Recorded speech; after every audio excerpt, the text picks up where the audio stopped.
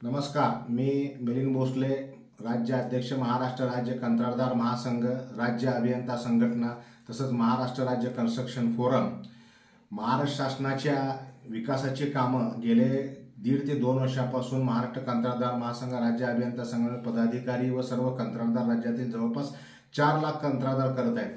पण जुलै 2024 पासून राज्याच्या सार्वजनिक बांधकाम विभाग, जलजीवन मिशन, ग्रामविकास विभाग तसेच जलसंपदा विभागाच्या अटल सेतू यासारख्या अनेक योजनाला गेल्या 8 ते 7 महिन्यापासून निधीच उपलब्ध नाही आहे। त्यामुळे ह्या सर्व राज्यातील विकासाची कामे बंद पडलेली आहेत आणि नवीन याच्यामध्ये जवळपास या विभागाने मी जे आता उल्लेख केला त्या उल्लेख केलेल्या विभागाने जवळपास 1,46,000 कोटी रुपयांची कामे मंजूर केलेली आहेत।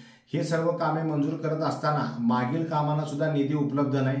चालू कामांना जे आता निधी उपलब्ध होत नाही आहे, तर गेल्या 8 महिन्यापासून ह्या कुठल्याच विभागाचा निधी उपलब्ध होत नसल्यामुळे राज्यातील 4 लाख कॉन्ट्रॅक्टरांचं भवितव्य अक्षरशः अंधकार आहे।